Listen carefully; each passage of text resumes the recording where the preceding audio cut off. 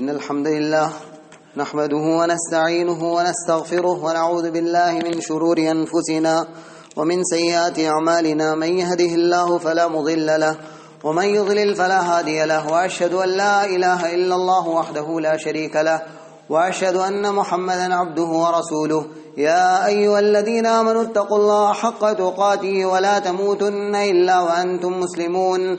يا أيها الناس اتقوا ربكم الذي خلقكم من نفس واحدة وخلق منها زوجها وبث منهما رجالا كثيرا ونساء واتقوا الله الذي تساءلون به والأرحام إن الله كان عليكم رقيبا. يا أيها الذين آمنوا اتقوا الله وقولوا قولا سديدا يصلح لكم أعمالكم ويغفر لكم ذنوبكم ومن يطع الله ورسوله فقد فاز فوزا عظيما. أما بعد فإن أصدق الحديث كتاب الله وخير الهدي هدي محمد صلى الله عليه وسلم وشر الأمور محدثاتها وكل محدثة بدعة وكل بدعة ضلالة وكل ضلالة في النار. أعوذ بالله السميع العليم من الشيطان الرجيم. يا أيها الذين آمنوا لا تلهكم أموالكم ولا أولادكم عن ذكر الله ومن يفعل ذلك فأولئك هم الخاسرون. تمام قسم کی تعریف، بزرگی اور بڑائی اللہ رب العالمین ہی کے لیے لائق و سزاوار ہے. صلاۃ و سلام نازل ہو اللہ کے تمام انبیاء رسولوں پر، خصوصاً آخری نبی جناب محمد الرسول اللہ صلی اللہ علیہ وسلم پر، آپ کے آل و اولاد اور آپ کے صحابہ اور آپ کے نقش قدم پر چلنے والے قیامت تک سارے مسلمانوں پر درود و سلام ہو. انسان کی زندگی ہم سبھی جانتے ہیں کہ آزمائش ہے. اللہ رب العالمین نے انسانوں کو طرح طرح کے فتنوں یعنی آزمائشوں سے گھیر رکھا ہے. زندگی کی حقیقت کو سمجھنے کے لیے اللہ رب العالمین نے قرآن میں بہت سارے مقامات میں فرمایا کہ انسان کو ہم نے پیدا کیا تاکہ تم میں سے کون اچھا عمل کرنے والا ہے. اللہ رب العالمین نے انسان کو جو بھی نعمتیں دیں، چاہے وہ مادی ہو یا روحانی ہو، چاہے وہ علم ہو، ایمان ہو، یا آپ کی زندگی سے متعلق ہو، وہ تمام چیزیں آپ کو آزمائش کے لیے دی گئی ہیں. اللہ رب العالمین نے ایک ماں باپ کو دنیا میں بہت بڑی دولت جو عطا کرتا ہے وہ ہے اولاد. اولاد کے تعلق سے ماں باپ پر کچھ فرائض عائد ہوتے ہیں کہ ماں باپ کو ان کی رعایت کرنی ہے. اولاد پر جس طرح سے ماں باپ کے حقوق ہیں، اس سے پہلے ماں باپ پر اولاد کے حقوق ہے. ایسا نہیں ہے کہ صرف ماں باپ کے حقوق اولاد پر ہیں، اولاد پر ماں باپ کے حقوق نہیں ہیں. دونوں پر ایک دوسرے کے حقوق ہیں. آج کے خطبے کے اندر ہمیں ایک باپ کی حیثیت سے اور ایک خاتون کو ماں کی حیثیت سے سوچنا ہے کہ ہم اپنے بچوں کو اس طرح کا حق دے رہے یا نہیں جو اللہ رب العالمین نے مقرر کیا ہے. اللہ رب العالمین نے قرآن کریم میں فرمایا وَاعْلَمُوا أَنَّمَا أَمْوَالُكُمْ وَأَوْلَادُكُمْ فِتْنَةٌ. سب سے بڑی چیز آپ کے ذہن میں بات رہنی چاہیے، یہ اولاد جو ہے آزمائش ہے. یہ اولاد آپ کو اللہ کے ذکر سے غافل نہ کرے، اللہ کے حقوق میں کوتاہی برتنے کا سبب یہ اولاد نہ بن جائیں، اللہ کی نافرمانی کرنے کے یہ ذریعہ نہ بن جائیں. اسی لیے اللہ نے کہا وَاعْلَمُوا، تم جان لو، انما اموالکم واولادکم، جس طرح سے مال تمہارے لیے فتنہ ہے اسی طرح سے تمہاری اولاد بھی تمہارے فتنہ ہے. کہیں تم اولاد کی محبت میں آ کر اللہ کے اور اس کے رسول کی نافرمانی نہ کر جاؤ. اسی لیے اللہ کے رسول صلی اللہ علیہ وسلم نے فرمایا تھا کہ لا یؤمن احدکم حتی اکون احب الیہ من ولدہ ووالدہ والناس اجمعین، کہ تم میں سے کوئی شخص اس وقت تک مومن نہیں ہو سکتا ہے یہاں تک کہ میں اس کے نزدیک اس کے ماں باپ سے، اس کے آل و اولاد سے اور تمام لوگوں سے بہتر نہ بن جاؤں. کیا مطلب؟ اللہ اور اس کے رسول کی اطاعت کی بات آ جائے ایک جانب، اور ایک طرف آپ کے بچے ہیں آپ سے مطالبہ کر رہے ہیں ابو یا میری امی میرے لیے یہ چیز مہیا کر دیجئے، آپ جانتے ہیں کہ شریعت کے اندر وہ چیز ناجائز ہے، وہ حرام ہے، آپ جان رہے ہیں کہ اس چیز کو دینے کی وجہ سے میرے بچے پر برے اثرات پڑیں گے، یہ بچہ نماز سے غافل ہو جائے گا، تو آپ اگر اس چیز کو دے رہے ہیں تو اللہ اور اس کے رسول سے آپ کی محبت نہیں ہے۔ اور قرآن کے آیت میں سورہ توبہ کے اندر اللہ تعالیٰ نے لمبی آیت کے اندر کہا تھا قُلْ إِنْ كَانَ آبَاؤُكُمْ وَأَبْنَاؤُكُمْ وَإِخْوَانُكُمْ وَأَزْوَاجُكُمْ وَعَشِيرَتُكُمْ وَأَمْوَالٌ اقْتَرَفْتُمُوهَا وَتِجَارَةٌ تَخْشَوْنَ كَسَادَهَا وَمَسَاكِنُ تَرْضَوْنَهَا۔ سن لو اے نبی، آپ کہہ دیجئے اگر تمہارے ماں باپ، تمہارے اولاد، تمہاری بیویاں، تمہارے خاندان کے لوگ، تمہاری مال و دولت، وہ تجارت جس کے مندہ ہو جانے پر تمہیں ڈر ہے، وہ گھر جس پہ تم عیش و عشرت کے لیے تم بناتے ہو، اگر یہ تمام چیزیں تمہارے نزدیک اللہ اور اس کے رسول سے اور اللہ کے راستے میں جہاد کرنے سے زیادہ افضل ہو جائے، فتربصوا، تم اللہ کے عذاب کا انتظار کرنا۔ اور اللہ رب العالمین فاسق قوموں کو ہدایت نہیں دیتا ہے۔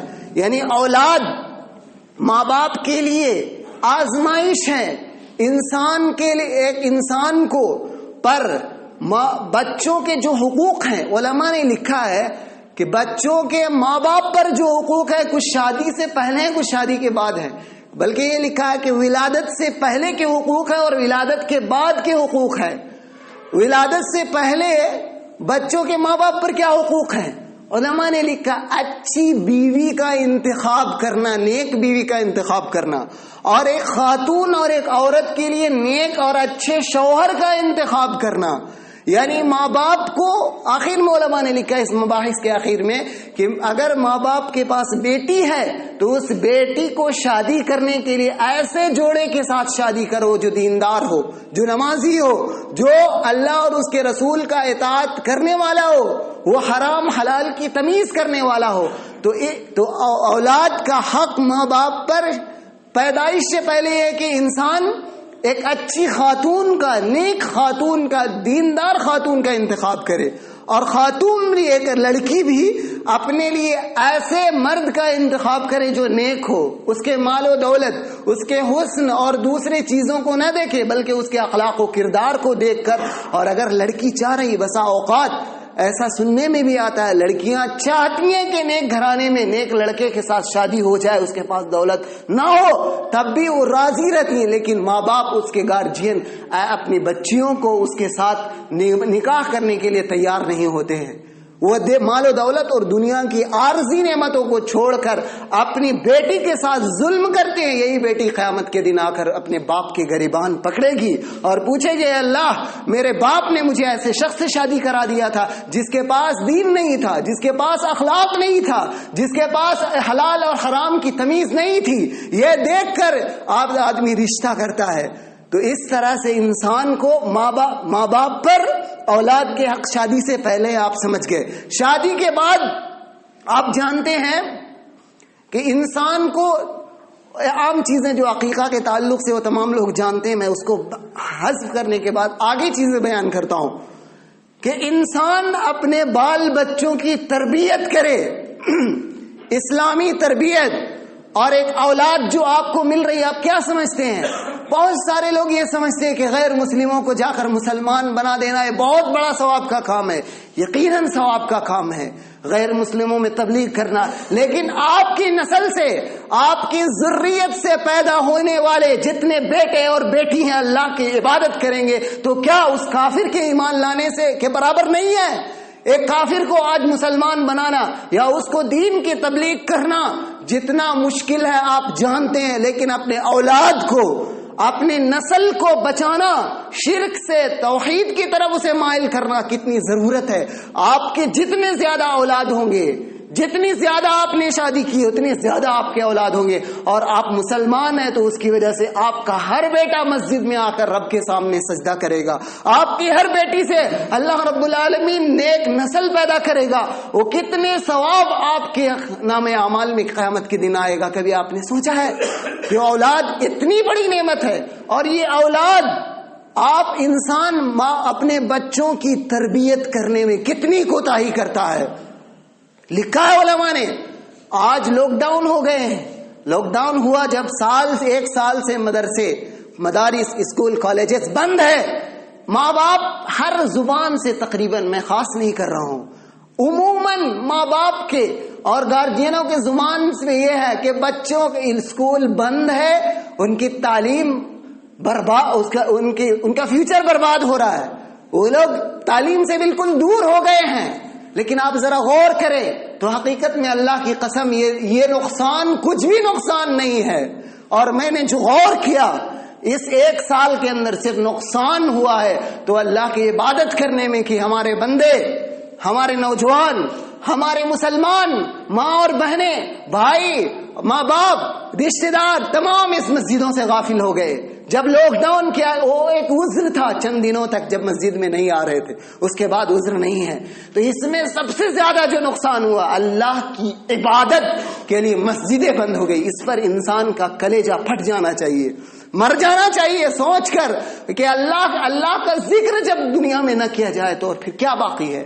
آپ اپنے بچوں کو وہ بنائیے، وہ تربیت کیجئے جس کے بارے میں قرآن نے کہا. انسان ایک گھاٹے اور نقصان کو سوچ رہا ہے کہ اسکول بند ہے.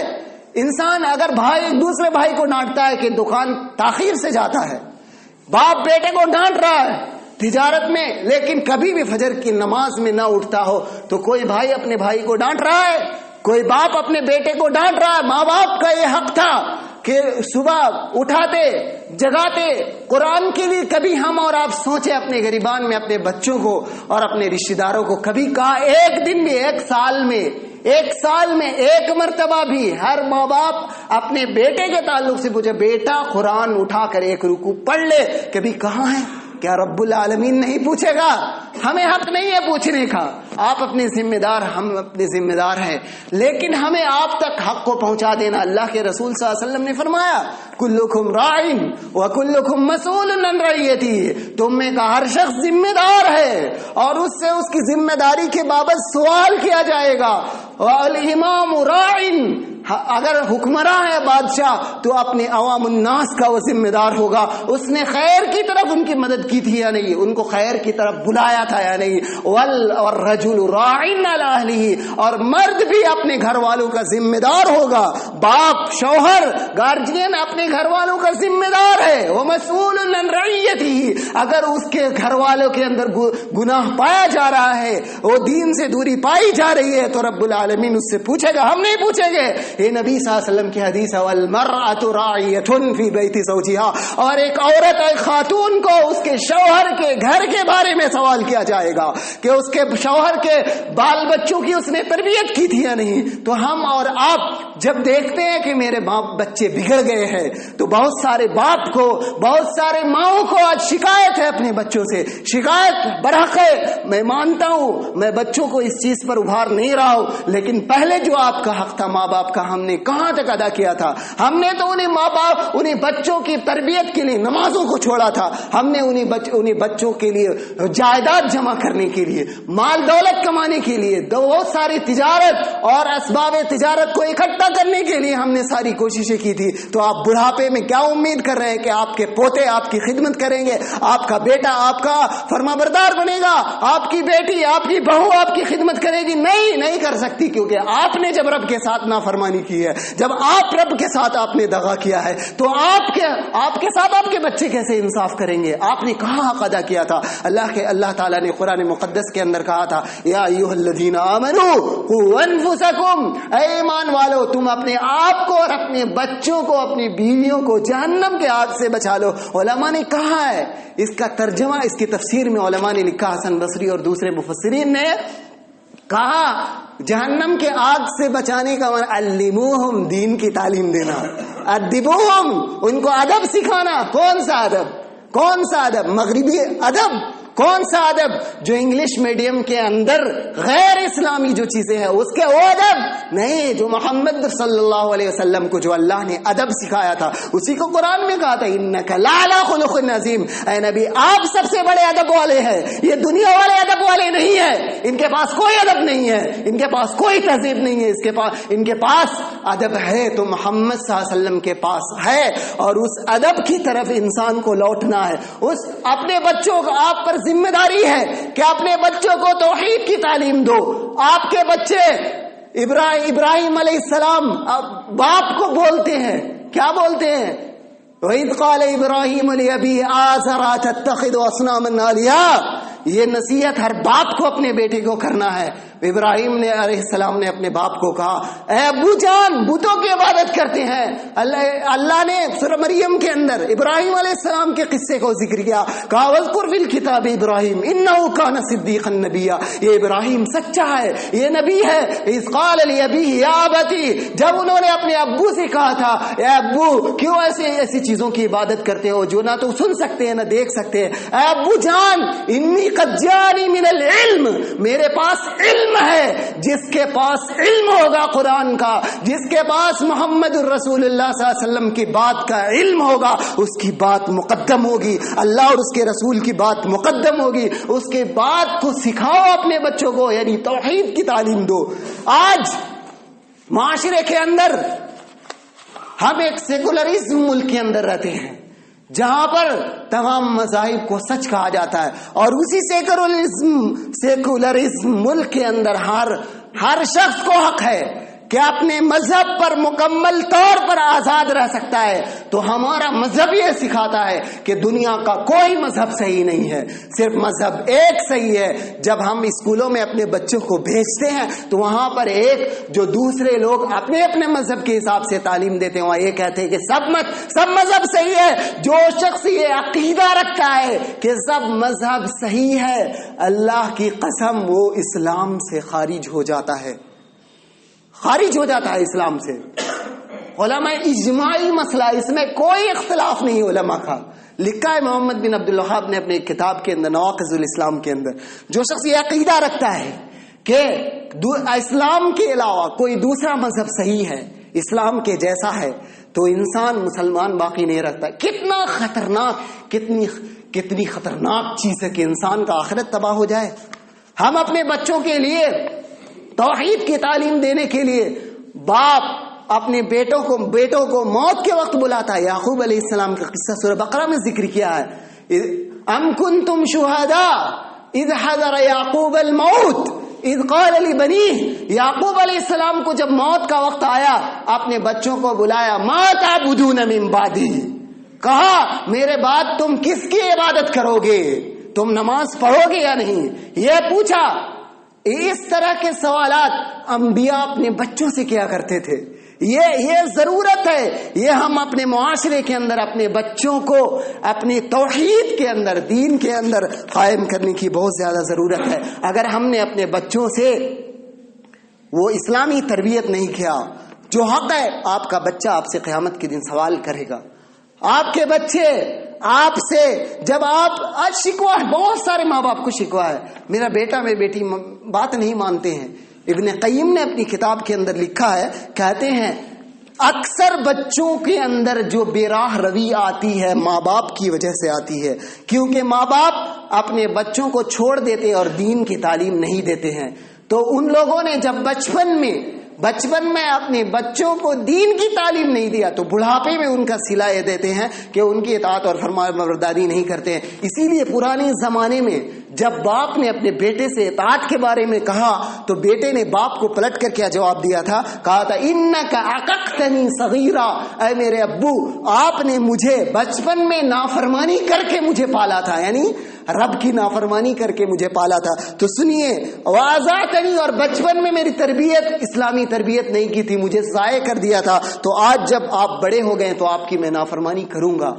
تو اس طرح سے انسان کو اپنے بارے میں سوچنا ہے کہ اپنے بچے جو ہیں بہت بڑی نعمت ہے, بہت قیمتی چیز ہے یہ بچے ماں باپ کے لیے.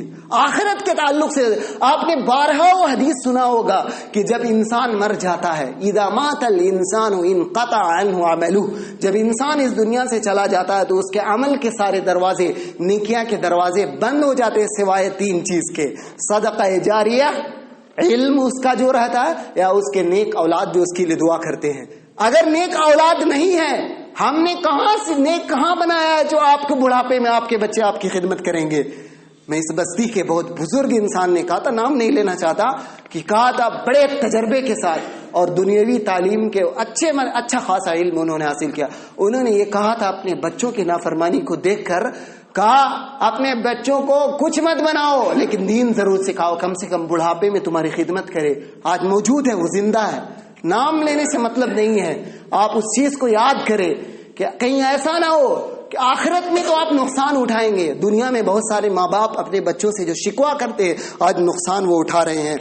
اتنی بڑی نعمت جو آپ کو ملی ہے, آپ قیامت کے دن اللہ کے رسول صلی اللہ علیہ وسلم نے فرمایا, یہ اولاد انسان جب دنیا سے چلا جائے گا اور جنت میں حساب کتاب تو قیامت کے دن سب کو اللہ رب العالمین انصاف کے ساتھ کر دے گا.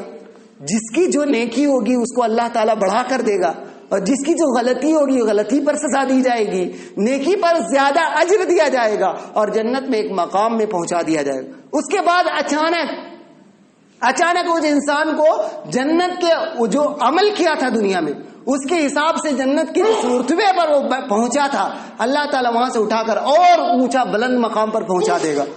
پوچھے گا, اے اللہ یہ کہاں سے مجھے, میں نے تو اتنی نیکیاں کی تھی اس کے مطابق مجھے تو مل گیا, اب مجھے اتنا زیادہ درجہ کیوں دیا جا رہا ہے؟ تو اللہ کے رسول صلی اللہ علیہ وسلم نے فرمایا, جب تمہارے بچے تمہارے لیے دعائیں مغفرت کریں گے تو تمہارے درجات وہاں پر بلند کیے جائیں گے. اس لیے انسان کو ضرورت ہے کہ انسان اپنے آخرت کے بارے میں سوچے. اور ایک بہت بڑی غلطی جس کو میں ذکر کرنا بہت ہی مناسب اور ضروری سمجھتا ہوں, آج معاشرے کے اندر وراثت کے مسائل میں جو مسئلہ بہت زیادہ پیش آتا ہے, بہت سارے لوگ پرانے لوگ جو گزر گئے اللہ مغفرت فرمائے, ان کے پاس نادانی میں وہ غلطی کرتی ہیں.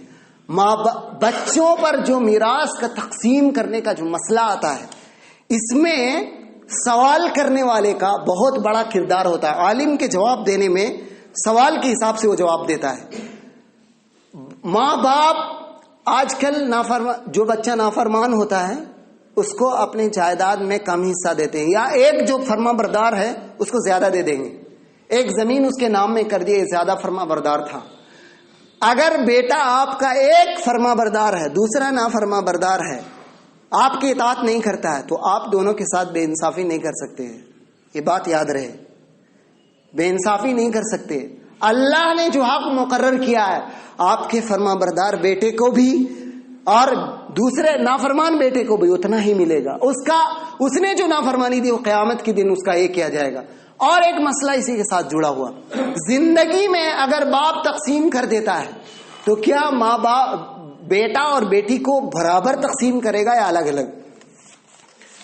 اصل مسئلہ یہ ہے کہ وراثت کی جو تقسیم ہوتی ہے کیا موت کے بعد پیش آتا ہے. موت کے بعد انسان کو تقسیم کرنا ہے. لیکن اگر انسان کوئی پہلے ہی تقسیم کرنا چاہتا ہے تو علماء کہتے ہیں, بعض علماء نے یہ کہا کہ بیٹا بیٹی دونوں کو برابر دے. اس لیے بعض دلیل ہے ان کی بھی الگ. اور بعض علماء نے کہا نہیں, اللہ نے جو موت کے بعد جو تقسیم کیا ہے کہ بیٹے کو 2 حصہ اور بیٹی کو آدھا, یا بیٹے کے آدھا حصہ بیٹی کو ملے گا, اسی حساب سے تقسیم کیا جائے, اور یہی بات زیادہ صحیح معلوم ہوتی ہے. ایک صحابی تھے نعمان بن بشیر رضی اللہ عنہ. نعمان بن بشیر رضی اللہ عنہ, ان کے والد بشیر نے ان کو ایک زمین یا جائیداد باغ ان کے نام میں کر دیا. ان کی بیوی نے کہا کہ میں یہ مال اپنے بیٹے کے لیے تسلیم نہیں کروں گی یہاں تک کہ آپ رسول اللہ صلی اللہ علیہ وسلم کو اس کا گواہ بنا لیں. تو انہوں نے رسول اللہ صلی اللہ علیہ وسلم کے پاس وہ لوگ آئے. اللہ کے رسول صلی اللہ علیہ وسلم نے کہا, انہوں نے کہا اللہ کے رسول صلی اللہ علیہ وسلم, بشیر نے اپنے بیٹے نعمان کو یہ جائیداد ان کے نام میں کر دیا ہے, ہدیہ میں دیا, ہبہ میں دیا ہے. تو اللہ کے رسول صلی اللہ علیہ وسلم نے پوچھا اسے, کیا تم اپنے سب بیٹے کو اتنا دے رہے ہو؟ کہا نہیں.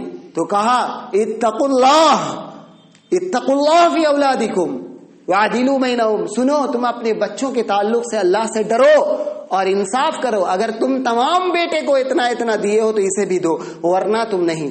ایک صحابی ہیں جابر رضی اللہ عنہ, آپ جانتے ہیں بخاری کی روایت موجود ہے. یہ میراث کے تعلق سے بہت اہم ہے, اسی لیے یہاں پر بیان کرنا چاہتا ہوں میں. جابر رضی اللہ عنہ کہتے کہ میں بیمار تھا تو میرے پاس اللہ کے رسول صلی اللہ علیہ وسلم اور ایک صحابی آئے. اللہ کے رسول صلی اللہ علیہ وسلم جب میرے پاس آئے تو میں بے ہوشی میں تھا. اللہ کے رسول صلی اللہ علیہ وسلم نے وضو بنایا اور میرے اوپر پانی چھینٹا، مجھے ہوش آ گیا. تو میں نے پوچھا اللہ کے رسول صلی اللہ علیہ وسلم میں اپنے مال کے تعلق سے آپ سے پوچھ رہا ہوں، میں اپنے مال کو کیا کروں؟ یعنی موت سے قریب تھے وہ، اسی لیے پوچھا. تو اللہ کے رسول صلی اللہ علیہ وسلم نے قرآن کی آیت پڑھ دی، یوصیکم اللہ فی اولادکم. اللہ تعالیٰ نے تمہیں تمہاری اولاد کے سلسلے میں وصیت کرتا ہے.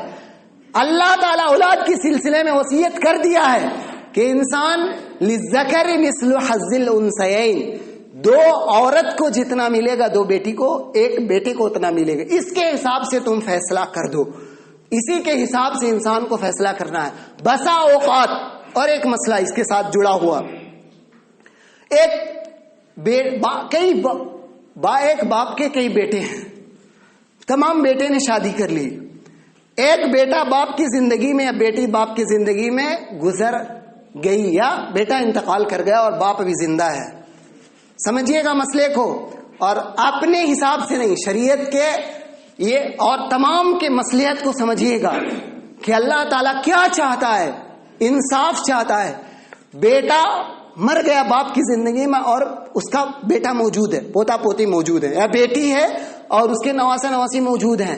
ڈائریکٹ لوگ کیا کہتے ہیں، اس کا نہیں ملے گا. باپ کی زندگی میں بیٹا مر گیا تو پوتے کو یا نواسی کو بیٹی مر گئی تو نہیں ملے گا.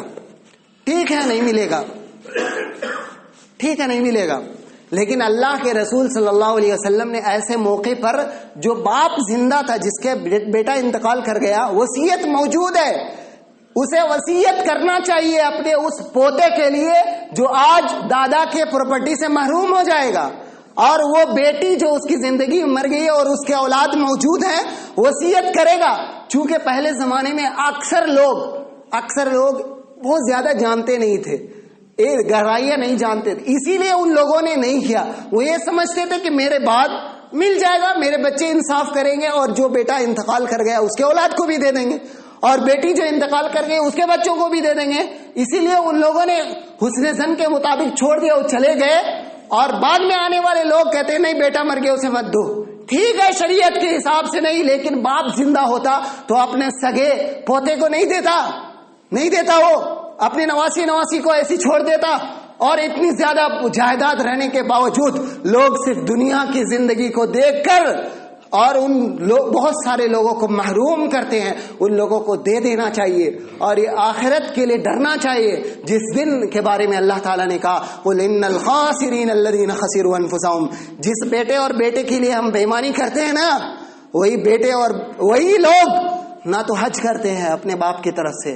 دیکھ لیجئے، آپ نظر دوڑائیے، میں کسی خاص نہیں کرتا ہوں، یا اپنے اندر جھانکیے، بہت زیادہ جائیداد موجود ہے. یقیناً اگر آپ پھر بےمانی پر چلیں گے، نہ تو حج کریں گے بیٹے، نہ ہی ان کے اولاد آپ کو مال صحیح جگہ پہ لگائیں گے. اللہ تعالیٰ کی قیامت کے دن اس کا عذاب آپ کو ہوگا. ان الخاسرین، قیامت کے دن سب سے بڑا نقصان اٹھانے والا وہ ہوگا الذین خسروا انفسهم واہلیہم، جو لوگ اپنے اولاد اور اپنا نقصان اٹھائیں گے قیامت کے دن. الا ذالک هو الخسران المبین، یہی سب سے بڑا خسارہ اور نقصان ہے. تو انسان کو اپنا نظریہ مادہ پرستانہ اور کافروں کے نظریات کی طرح سے انسان کو نہیں چھوڑنا چاہیے کہ آج آپ یقیناً مال دیں گے تو آپ کو بظاہر لگے گا یہ کم ہو رہا ہے، لیکن اللہ تعالیٰ اس کو لوٹا دے گا. اور یہ حدیث ہمیشہ یاد رکھیں، بہت اچھی حدیث ہے، من ترک شیئا للہ عوضہ اللہ خیرا منہ. جو انسان اللہ کے لیے ایک چیز کو چھوڑ دیتا ہے تو اللہ تعالیٰ اسے اس سے بہترین چیز عطا کر دیتا ہے. اپنے بھائی کو اگر آپ مکمل دے دیں گے، باپ نے اپنے بہن کو نہیں دیا، آپ پھوپھی کو حق دے دیں گے. باپ انتقال کر گئے، آپ پھوپھی کو حق دے دیں تو کیا آپ کا مال کم ہو جائے گا؟ لوگ یہ سمجھتے ہیں یہ دنیاوی نظریہ ہے، اللہ کے قانون کے مطابق وہ کمتا نہیں ہے. اللہ تعالیٰ آپ کو دے دے گا اور آپ قیامت کے دن عذاب سے بھی بچ جائیں گے. اللہ سے دعا ہے کہ اللہ تعالیٰ ہمیں اپنے اولاد کے تعلق سے صحیح انصاف کرنے، ان کو صحیح اسلامی تربیت کرنے کی توفیق عطا فرما. الہ العالمین ہمیں توحید کا علم دے، اللہ ہمارے ایمان کو اور توکل میں پختگی پیدا کر دے. بارک اللہ لی ولکم فی القرآن العظیم ونفعنی وإیاکم بالآیات والذکر الحکیم. انہ تعالی جواد کریم ملک رؤوف رحیم.